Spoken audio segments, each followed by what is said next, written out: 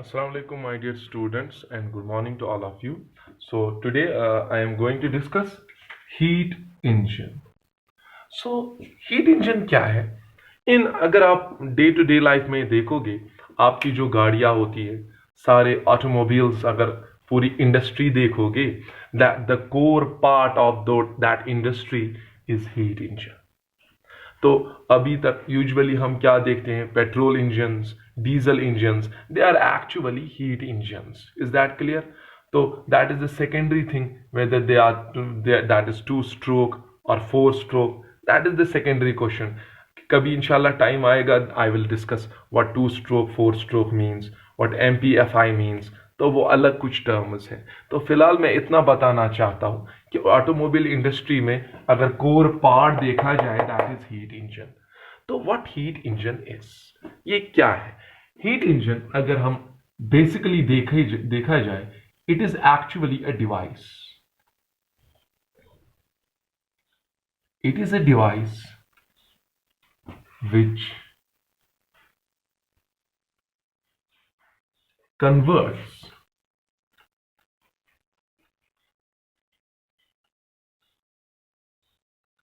heat energy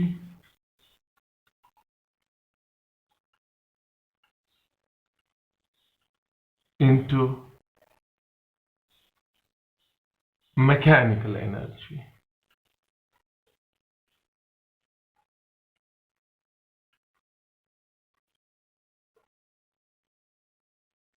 okay, तो ये एक बेसिक डेफिनेशन है. लेकिन अगर आप डेप्थ में बेटा इस हीट इंजन को पढ़ेंगे, तो आपको बाद में पता चलेगा कि ये किस कंडीशन के तहत हो रहा है, क्या पूरी हीट मैकेनिकल में यहां कन्वर्ट हो रही है, वो सारा कुछ मैं यहां पे एक्सप्लेन कर लूंगा. तो पहले बेटा आप ये समझो कि इसके एसेंशियल पार्ट्स क्या होते हैं. What are the essential parts of heat engine? याद रखोगे बेटा, इसमें एसेंशियल पार्ट्स की बात अगर की जाए, पहला जो एसेंशियल पार्ट है that is source. Okay, source का मतलब बेटा देखो, हीट इंजन को तो हीट लेनी है ना कहीं से, तो सोर्स वो है जहां से इस इंजन को हीट प्रोवाइड हो रही है. So source obviously it is kept at, it is maintained at high temperature. ठीक है बेटा, it is maintained at high temperature. और दूसरा पार्ट बेटा जो इसमें होता है, that is working substance.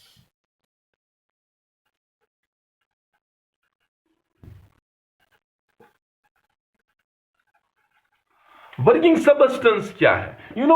This part is considered to be the core part of heat engine. ये कोर हिस्सा है, ये हीट इंजन का कोर पार्ट है, मेन हिस्सा है. वर्किंग सबस्टेंस क्या करता है? देखो बेटा, सोर्स हीट देता है. ठीक है बेटा, सोर्स किसको हीट दे रहा है? सोर्स किसको बेटा हीट दे रहा है? वर्किंग सबस्टेंस को. ठीक है, so suppose Q1 amount of heat is absorbed by the working substance. Is that clear? Now ये वर्किंग सबस्टेंस क्या, अगर बोलोगे सर हीट इंजन में कौन सा पार्ट वर्किंग सबस्टेंस है, तो बेटा वो सीधे है सिलेंडर का अंदर का हिस्सा जिसमें पिस्टन्स लगे हैं. तो वहां जब हीट जनरेट होती है, वो पिस्टन क्या करते हैं, they move upwards and downwards. तो this is the core part of the heat engine. Working substance ही वो हिस्सा है जो वहां से उसको हीट मिलती है, वो उसको किस में कन्वर्ट करता है? मैकेनिकल में. क्योंकि जब भी इंजन में आग लग जाती है, तो वहां क्या होता है, वो जो पिस्टन्स होते हैं, they go upwards and downwards, they move to the top dead centre and then they go to the bottom dead centre. तो अपवर्ड्स डाउनवर्ड जो जा रहे हैं, तो मेन हिस्सा जो है इंजन का वो क्या है? That is the cylinder, that is the piston. तो जैसे किसी में 2 सिलेंडर 3 सिलेंडर गाड़ी होती है, 4 सिलेंडर, तो that is the working substance. So working substance is considered to be the core part. यही वो हिस्सा है जो इस हीट को किस में कन्वर्ट करता है, मैकेनिकल में. तो क्या होता है बेटा, it converts this Q, yes, ये इसको किस में कन्वर्ट करता है, वर्क में, यानी कि मैकेनिकल एनर्जी में.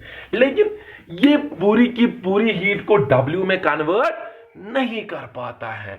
ये मान लो इसने कुछ हिस्सा कन्वर्ट किया, लेकिन कुछ ना कुछ हीट इसको बेटा जरूरी किसकी ओर रिजेक्ट करनी पड़ती है, टू द सराउंडिंग्स. और वहां पर एक और रिजर्वायर लगा होता है बेटा, known as sink. Known as what, sink, which is maintained at low temperature. Is that clear? ये क्यों नहीं सारी हीट को कन्वर्ट करता है?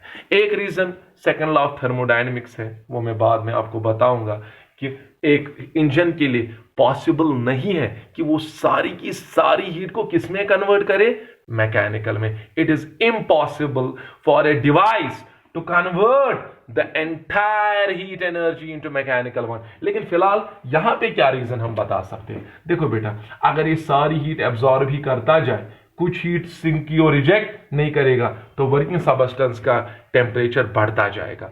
जब वर्किंग सबस्टेंस का टेम्परेचर बढ़ेगा, as a result source or working substage will come.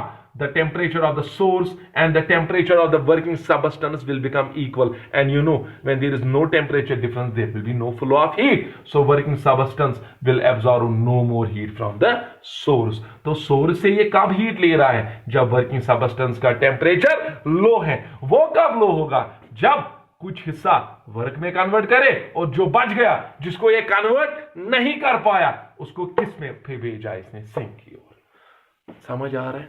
So working substance converts part of the heat energy into work, and जिसको ये कन्वर्ट नहीं कर पाया, मैंने अभी बताया सेकंड लॉ की यही स्टेटमेंट है जो फर्स्ट लॉ हमें नहीं बताता था, कि पूरी की पूरी हीट एनर्जी आप कभी भी मैकेनिकल में कन्वर्ट नहीं कर सकते. वो सराउंडिंग पे कोई ना कोई इफेक्ट डालना चाहिए. समझ आ रहा है? क्यों है वो बाद में सेकंड लॉ में मैं पूरे अच्छे से एक्सप्लेन करूंगा. फिलहाल आप याद रखो, इस हीट इंजन ने क्या किया, Q1 हीट एब्जॉर्ब की, W वर्क की, और Q2 जो बच गई उसको रिजेक्ट किया to the reservoir, maintain at low temperature known as sink. जैसे आप डालते हो कूलेंट, डालते हो कूलेंट, क्या करता है, वो सिंक को लो टेम्परेचर पे मेंटेन रखता है. तो वहां ही फिर जो एग्जिट होता है, जो वर्किंग सबस्टेंस से एक और एक्सटेंशन निकलता है, जो रिजेक्टेड हीट को फिर भेजता है टुवर्ड्स सिंक. सो आप मुझे इस तरीके से, इस डायग्राम से हीट इंजन को समझाओ. So what heat engine is, it is a device which converts, yes, mechanical energy, sorry, heat energy into mechanical one by rejecting part of it to the sink.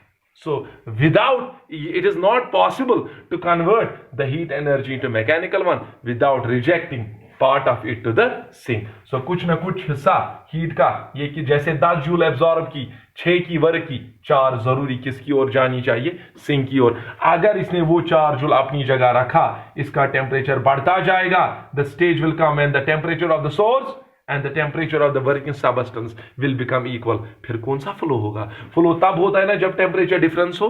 शाबाश. So what are its essential parts, source, working substance and sink, and which one of them is the core part, working sub. यही वो हिस्सा है जो heat को किस में convert करता है, मैकेनिकल में. मैंने बताया हीट इंजन में कौन सा हिस्सा है, ये है सिलेंडर. ओके, नाउ इसका बेटा, इसकी एक और एफिशिएंसी जो है वो हम एक्सप्लेन करेंगे. एफिशिएंसी का मतलब क्या होता है, आप कभी बताते हो और वो बंदा बहुत एफिशिएंट है. एफिशिएंसी का मतलब यही हुआ कि अगर वो इनपुट दे रहा है, लेकिन अगर आप वो कम भी इनपुट देता है, लेकिन उसको वो आउटपुट बहुत ज्यादा देता है. जैसे मैं घंटे में या दिन में 1 घंटा पढ़ रहा था, लेकिन आई गॉट 90%. कोई बंदा दिन में 10 घंटे पढ़ रहा है, he also got 90%. Which one of them is more efficient? The one which has what, less input. या जिसने कम इनपुट दिया वो ज्यादा एफिशिएंट है। सो क्या मैं कह सकता हूं efficiency of heat engine we represent it by eta. So efficiency is output कितना दिया हीट इंजन ने और आपने उस हीट इंजन को कितना इनपुट दिया था।